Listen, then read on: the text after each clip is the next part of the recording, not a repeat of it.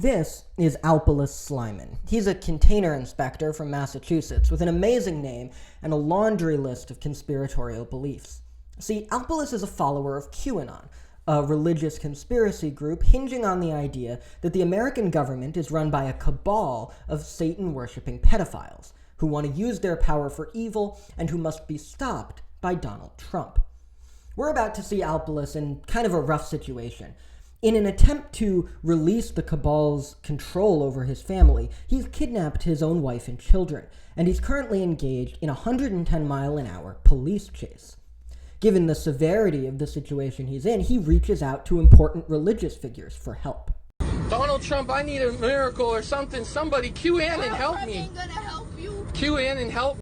Okay, that was strange, right? Aside from the obvious, let's take a look at who he's actually praying to, who he's giving this kind of power. Donald Trump makes a level of sense. Okay, he's the president, he's powerful, and he's ascribed with messianic significance by the QAnon movement.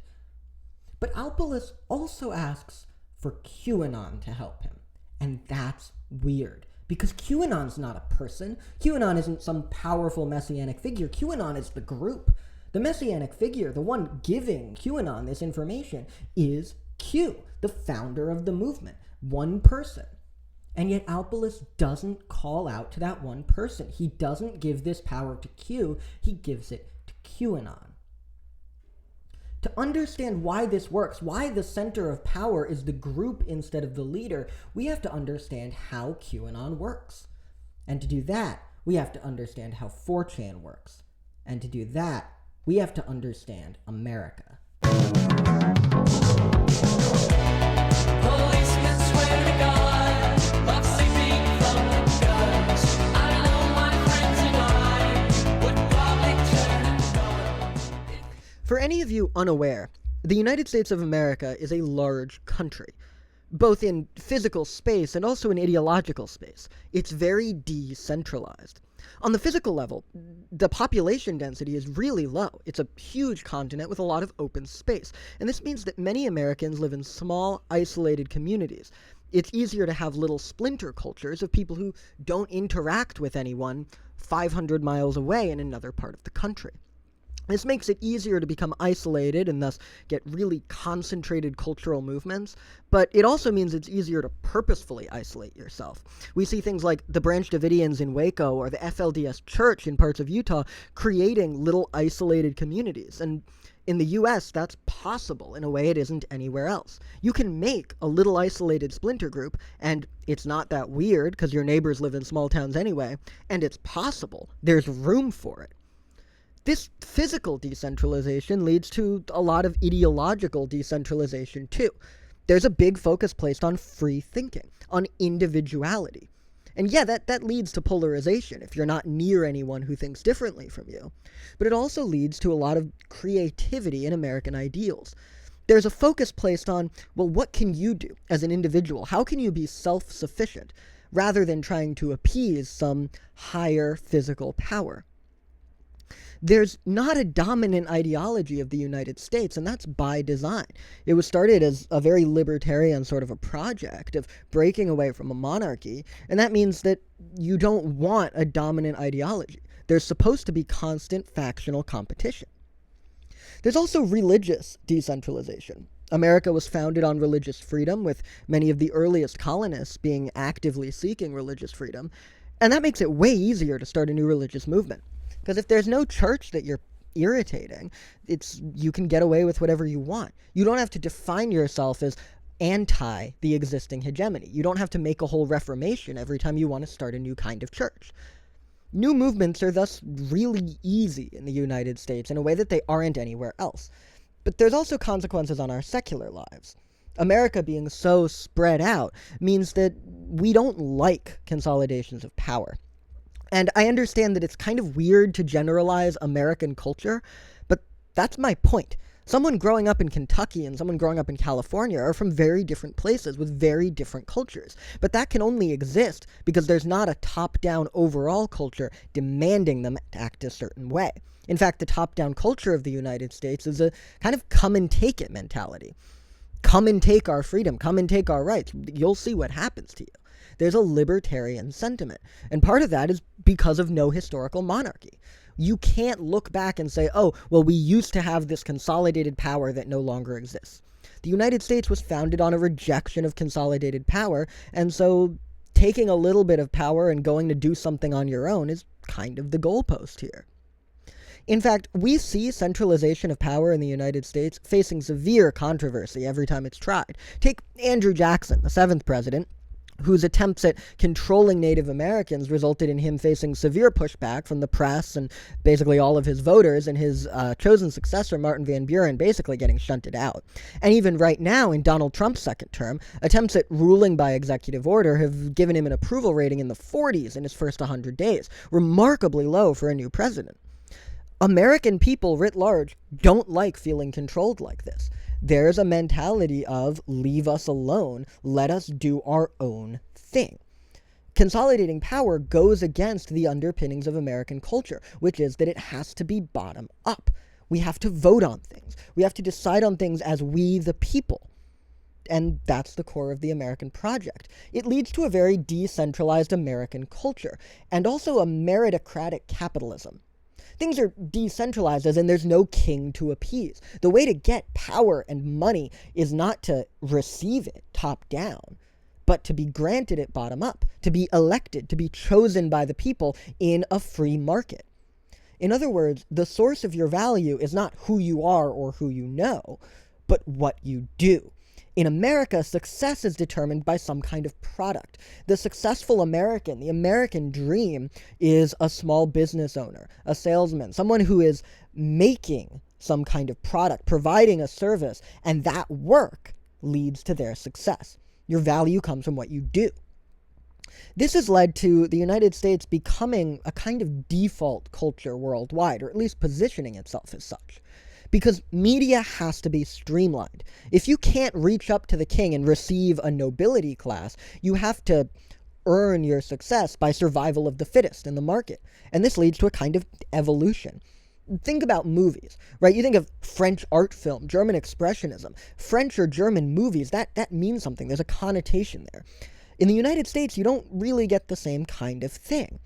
You instead get movies designed for maximal efficiency, to appeal to as many people as possible. That's what pays the bills. That's what constitutes American success, is managing to get a decentralized group of people, right, Americans that live in different parts of the country doing different things, to all individually agree that they like what you're doing.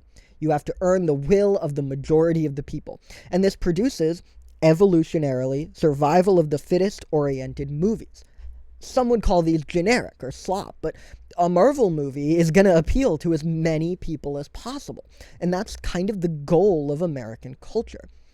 This survival of the fittest means that anything that attempts to be top-down is rejected. Right? Jackson and Trump fail at consolidating the level of power they want because the public just votes them out afterwards, or hits them in the press, or generally splinters the country. And that's a splintering that we can only get because of decentralization.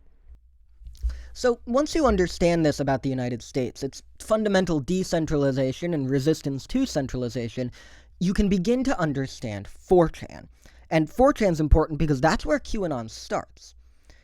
4chan, in many ways, functions like the United States. It has a similar overarching culture. Okay, what is 4chan, right? 4chan's an anonymous image board, which is a type of social forum that was big on the early internet. Anonymous users post images and accompanying text on a series of different subboards. And these boards, kind of like the separate states of the United States, have different focuses. There's some that are pretty basic, anime, video games, television, and some that are more niche, like a board for LGBT issues, a board for firearms, and the politics board, poll. That's where QAnon starts. But what's important to understand about 4chan, about its status as an anonymous image board, is that makes it very different from most other social media. On a normal social media site, X, Facebook, Instagram, Snapchat, Discord, iFunny, Blue Sky, Mastodon, wherever, you're going to be pseudonymous. Sure, no one has to know your real name, where you live, how old you are, what you look like, but you have a pseudonym, your account. and every post made by the same account is marked as coming from the same source. If I show you 2 Twitter posts, you will know whether they come from the same person or not, because of the accounts, and that's what it means that they're pseudonymous. This enables the internet currency of attention to become centralized through branding. Users can become internet celebrities, famous, getting lots of attention by virtue of who they are. A pretty good example of this is Twitter user Drill, who's quite well known for coining phrases like corncobbing. Drill has a particular tweeting style, but you can also know for sure what posts he made because he has an account. Plenty of people try to imitate Drill's style, but we know they're not the real Drill, because those posts didn't come from the same account and thus aren't made by the same login credentials. 4chan doesn't have this. There's no way to become the Drill of 4chan, and there's no way to become an internet celebrity on there, because it's truly anonymous. There are no accounts, and there's no way in separate threads to determine that 2 posts are made by the same user. That means any attempt at branding, at becoming known for making a certain type of post, is a losing game. If you make the same kind of 4chan post every day, other people can just make it too, can imitate you, and be just as successful. This is because attention, remember our internet currency, is decentralized on 4chan. There's no branding, thus no centralization of attention, no centralization of power. And much like in the United States, this leads to a system of meritocratic capitalism. It is what you do that creates value. A post makes attention based on the post, not based on the person who made it. Similar to the American dream of making something successful, you have to make a successful post. You can't bank on who you are. This leads to 4chan, much like America, punching way above its weight in the cultural internet space. There's a common misconception that it's some kind of internet backwater, that 4chan is just a place for weird hackers to talk about weird hacker stuff. And sure, there are weird hackers talking about weird hacker stuff on there. But there's also a lot of default culture, because posts have to go through survival of the fittest. A 4chan post only survives, becomes popular, makes it to other platforms, if it's a really good post. It has to survive on its own merit. And that means that we get these streamlined, evolutionarily perfect phrases and memes that escape 4chan. So there are some common internet phrases that are pretty recognized as coming from 4chan. Incel, red-pilled, looks-maxing, and their snow-clone versions, blank cell, blank-pilled, blank-maxing. But there are also things that don't feel 4chan-y that actually come from there. Things like my face when and pic-related, basic forum speak that makes its way from 4chan culture downstream into the wider internet. Even basic slang words like based, which middle schoolers say now. That's a 4chan thing. It's able to punch above its weight because there's no concern about credit, there's no concern about context. Memes live or die on their own merit, in the free market. It's a very American thing. Much like America, this means that any attempts to consolidate power are seen as a going against the culture. A top-down system, moderation, is seen as a threat. Much like Americans who decry large government or government overreach, 4chan users dislike aggressive moderation. The site is lowly moderated, and attempts by moderators called janitors to get things under control are looked down upon. Moderators are disrespected, and they do it for free after all. That's a very American thing. It's a libertarian bent. It's no taxation, no banning without representation. Okay, so much like how moderators are looked down upon, anyone attempting to consolidate power, to create a brand, is going against the 4chan culture, and is thus seen as an unpleasant person. See, I kind of lied to you earlier. I'm sorry, and I hope you can forgive me. There is a way to become pseudonymous on 4chan. It's called a trip code. With a little bit of forum wizardry, you can get a string of characters next to your posts that says that all of these posts come from the same source. It's not exactly like an account. You can't click on it and see all their posts, but it does the same thing. It says, these posts were made by this person, and thus they can acquire a sort of branding. But wait a second, you're saying this goes against 4chan culture. This defeats the whole point. This isn't meritocratic. To which I say, yeah, good job. You're doing a good job paying attention. Tripcode users are not well liked. on 4chan. They're called slurs, doxed, harassed, stalked, all the usual we don't like you, get out of our space internet things. And that makes sense. They go against the culture. Getting a trip code is like ruling by executive order. It's a way to say, I want all of the power. I don't care about the culture of this place. Why are we decentralized? I want to be centralized in me. And that naturally faces pushback. And this is what brings us to Q. Q, a user claiming to be a high-security government agent leaking secret information about the cabal, comes onto 4chan and posts Q drops, these cryptic messages that people get to interpret. And that's weird, because we know who Q is. Many people hear the word QAnon and they think, oh, Q is anonymous. We don't know his identity. We don't know his real name. But that doesn't matter, because Q isn't anonymous. He's pseudonymous. Q is not as anonymous as the average 4chan user. He is less anonymous. He is more well-known, more branded, and that goes against the fundamental 4chanian project. That defeats the whole purpose. Q is centralizing power, and it's working. Q succeeds where Donald Trump's second term fails. He gets power to be consolidated without getting kicked out, without people rejecting him. How is this possible? See, another important thing to understand about the American political system is that it's federalist. We have multiple levels of government that do different things. Most notably, you have the higher federal government that manages the whole country, and then individual state governments. Americans care a lot about the difference between those things. Much of the Constitution is spent enumerating what powers go to the federal government and what powers go to the state government, so that they don't overlap or cancel each other out. And this is a large part of why attempts to consolidate power at the federal level are treated with hostility. It counteracts the goal of making the federal government and the states about equal in power.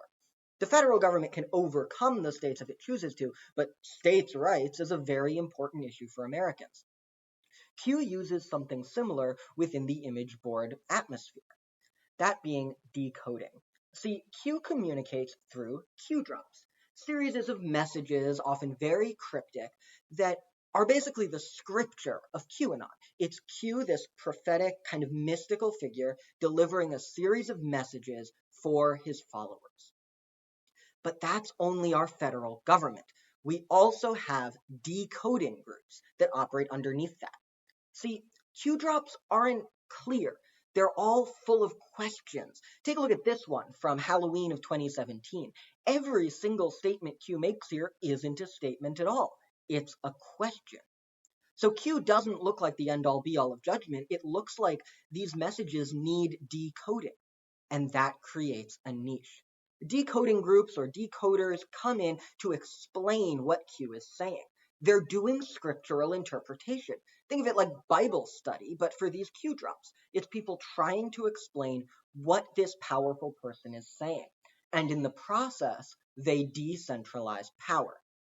See, having these decoders means that the interpreter of scripture and the provider of scripture are not the same person. The prophet is not the leader. You can contrast this with things like David Koresh of the Branch Davidians doing 15-hour Bible studies where he explained scripture while also providing new scriptural material.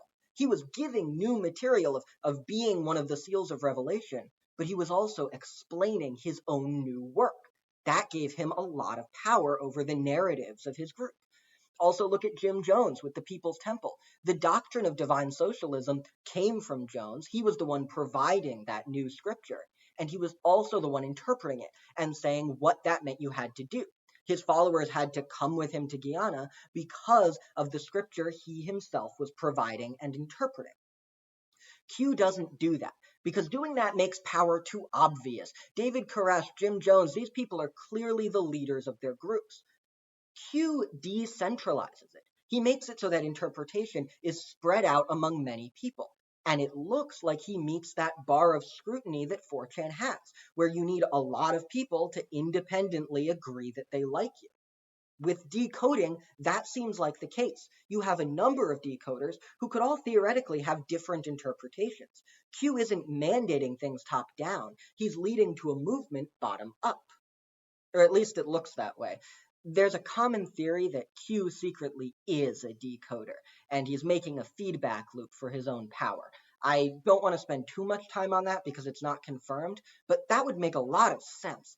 If Q is the one with the power and is the one decoding his own power, then that's centralization. He's on top. It's top down.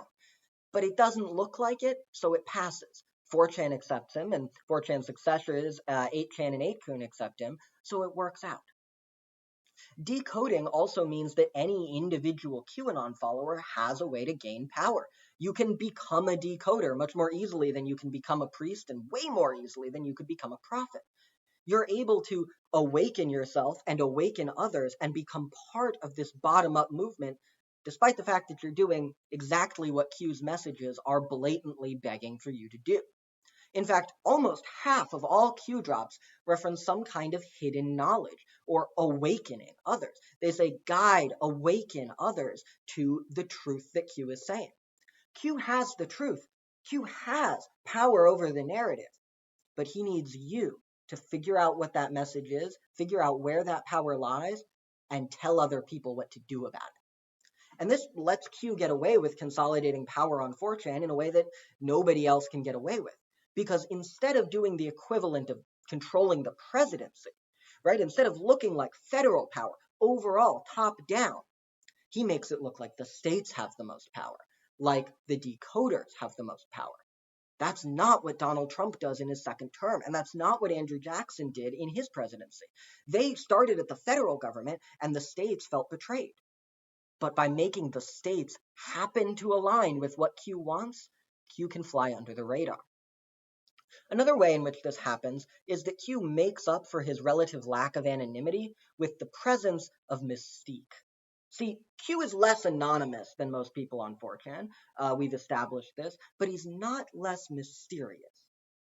Q drops are obtuse. They're complicated language. They beg for interpretation because they're really hard to parse without an interpreter. And that complexity makes people okay with the fact that he's not a random anon. Take this example from a post labeled 4509. Example, re-memes. Failure to read through use of algo, think Tron, MCP master control program, dependence on person-to-person capture.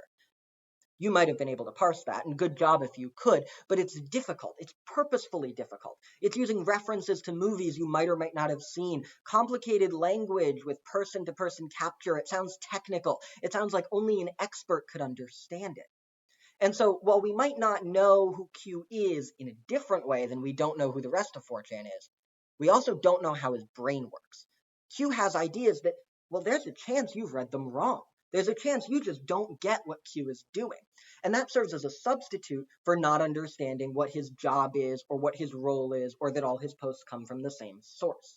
The air of mystique is substituted for true anonymity. And that allows this decentralization dance, the game where it looks like the states have power even though there's a king on top, to function.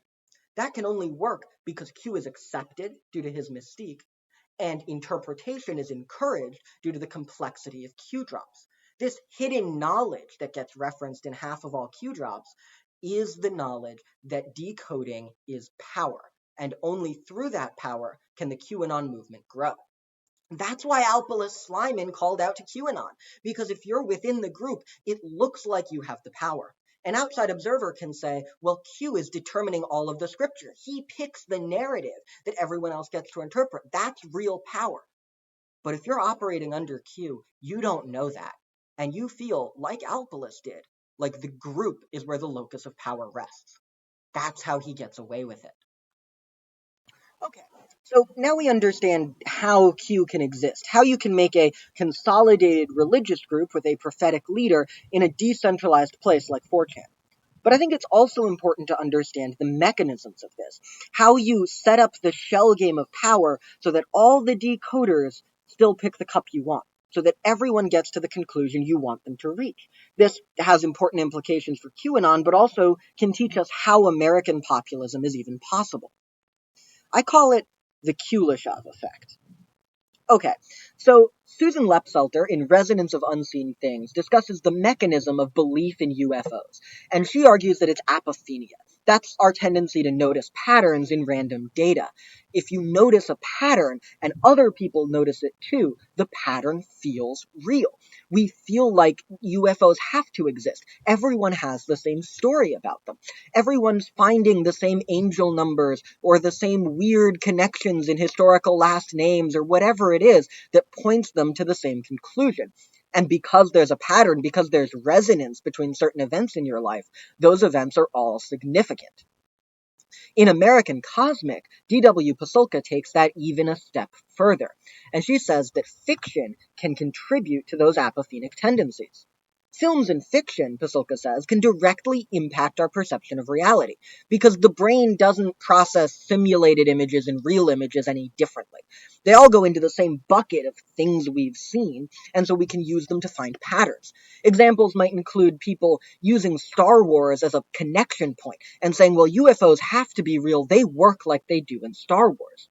You know Star Wars is fictional, but your childhood memory of seeing a big spaceship in the movie theater isn't going to be that different from a memory of seeing a big spaceship in your backyard. QAnon really likes dealing with both of these things. They like apophenia. Q uses questions to try to get you to search for patterns. There's explicit imagery of finding the pattern, of waking up. There's also a love of simulated images, made on purpose. QAnon loves referencing movies. One of their catchphrases, "Where we go one, we go all," is a direct reference to the movie White Squall. The movie becomes a reference point for the conspiracy. And that triggers apophenia. We see patterns in movies. We're told, look at these movies with a pattern, and that's able to induce belief. But I would argue that Q takes things a little bit further by utilizing the QLESHOV effect. The QLESHOV effect is a very basic filmmaking technique. It's very well explained by Hitchcock, so I'm going to use his shots as an example. But it's basically the idea that if we see two images juxtaposed, we assume they're related. They change because of their context. Hitchcock's example is this clip of an old man smiling. And what we put that clip after changes what it looks like. If we put it after a clip of cute kids playing in the sunshine, he's a kindly old man. He's smiling because he's having a good day. If we use it after a clip of a young lady in skimpy clothing, he's a pervert, and he's smiling because he's aroused. It's the same clip, it's the same shot, but it looks different depending on where we put it. Changing the context changes the meaning. And this works because we see deliberate sequence as a sign of things being related. We're seeing a film made by an intelligent human who we assume isn't lying to us about things being related, and so that shot of the old man smiling must be in response to whatever's right before it. They're juxtaposed, so they're related. And Q does this all the time. He puts ideas in deliberate sequence so they look related. Even if they're not, we assume that they must be. Here's an example from another Q. What is the Soros family history? What has occurred since the fall of Nazi Germany? Who is Angela Merkel? What is Angela Merkel's family history? Follow the bloodline. Who died on the Titanic? What do these things have to do with each other? On their face, very little, right? Why would who died on the Titanic have anything to do with Nazi Germany, or Angela Merkel, or George Soros? What bloodline are we supposed to be concerned with? Merkel? Soros? Hitler? But if you trust Q, you know that there must be a relation here, because of the QLESHOV effect. These are images, they're statements, they're suggestions that are being placed in deliberate sequence. So if you take Q in good faith, they have to be related. That means that your natural apophenia can kick in about any of them, and you'll see a pattern. If you notice, say, some strange pattern in Angela Merkel's family history, there's also a strange pattern in things that have occurred since the fall of Nazi Germany. And there's also a strange pattern about who died on the Titanic. And because all of these images are next to each other, it must be the same pattern. Q enables decoders to take any single one of these examples out of context and answer them in whatever way they see fit. Maybe you look at who died on the Titanic and conclude that there was a conspiracy to kill the poor people first, or conclude that there was a conspiracy to take out members of a certain historical family. It doesn't matter. Whatever conclusion you draw there must be related to follow the bloodline. Okay, so now you're narrowing it down. Your conclusions about the Titanic have to be related to a bloodline. If they weren't, the Q drop wouldn't make sense. And the Q drop can't just not make sense. So you narrow down your Titanic beliefs to something related to a bloodline.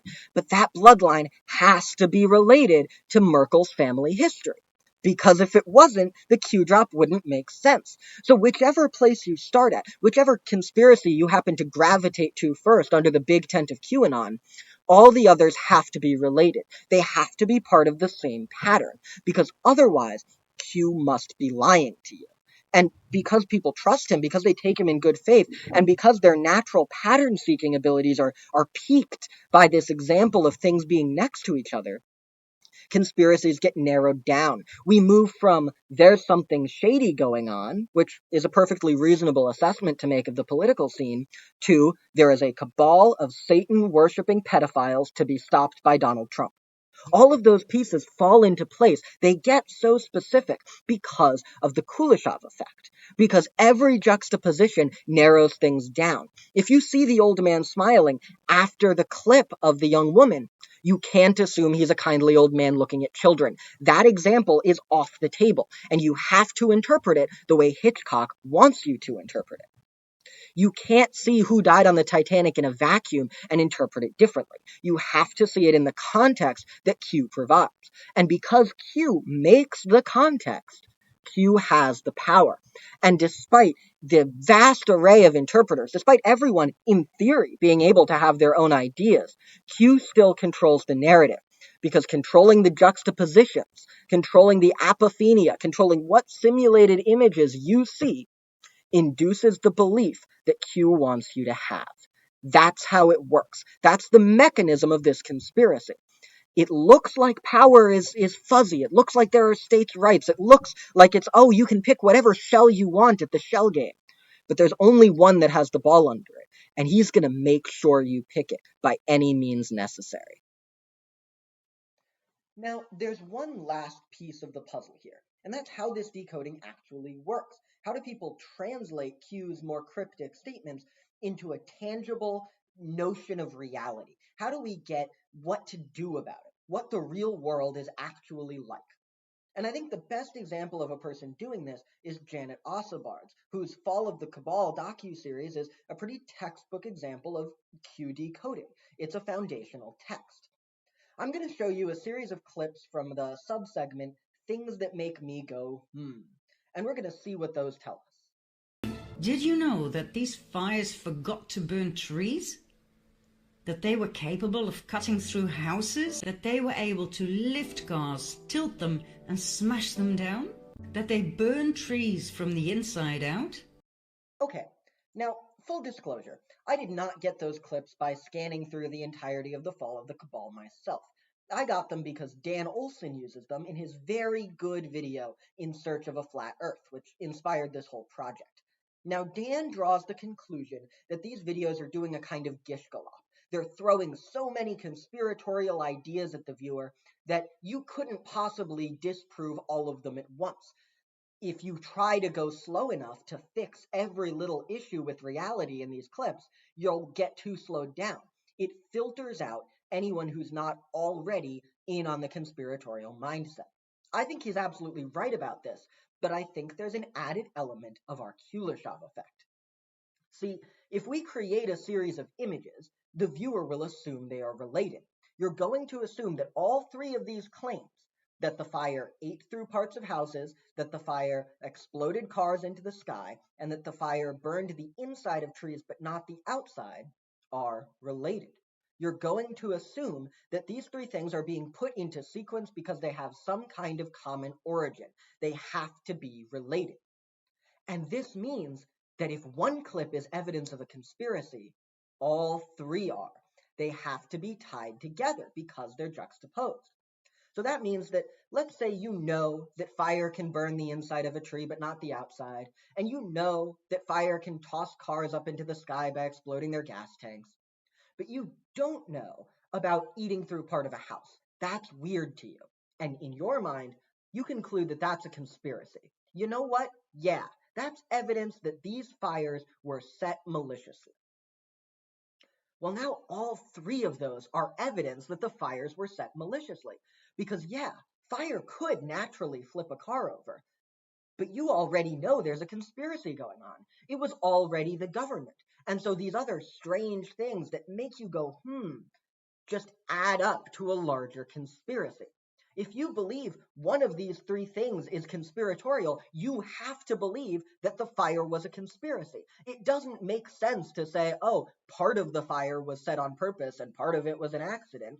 That doesn't fit in with a worldview influenced by film, influenced by juxtaposition, where things make sense. And that means that it's almost the opposite of Gishgalov. You only need one piece of evidence. If you believe one part of a QLESHOV connected series, you believe the whole thing. The tent keeps getting bigger. A really interesting side effect of this is that evidence becomes centralized. One piece of evidence is enough to make a whole argument. That's kind of the opposite of how we usually think of evidence working. Instead of consensus, where a bunch of pieces of evidence have to fit together into a big claim, we get a top-down sort of system, where each piece of evidence has the power to control the entire narrative. One piece determines everything. It's centralized. And much like how Q drops are centralized but look decentralized by the presence of decoders, the decoders themselves are doing the same thing.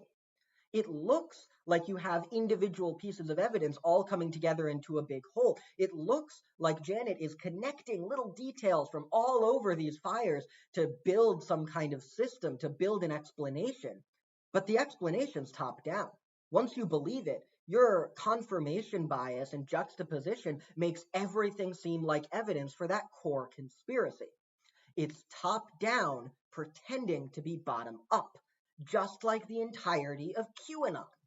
So at both levels, at both parts of our federalist structure, QAnon is a top-down system pretending to be bottom up. That's how you get populism and individualism to combine. That's the genius of Q.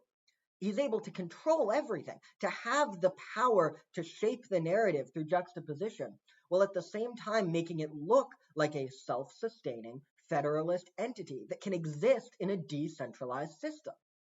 It looks like at every level things are coming from bottom-up consensus, but they're not, and they never have been. This structure is unusual in a governmental setting. It's weird in politics, but it's not weird in religion. Scriptural interpretation has always worked this way. It's ultimately top-down, coming from God, or in some cases a prophet figure, right? Someone who knows the truth, has a correct view of reality, but it feels bottom-up as individual people break into that and find the answers of what that fundamental truth is. QAnon is using religious strategies to succeed where political strategies have failed.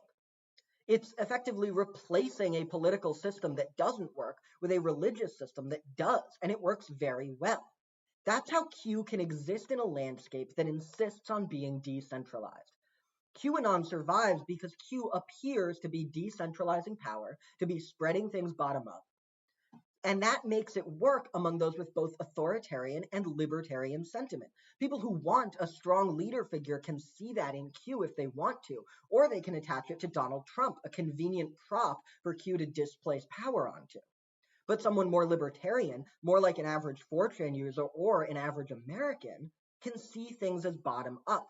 They can feel populism. And this is quite possibly the only way truly American populism can work.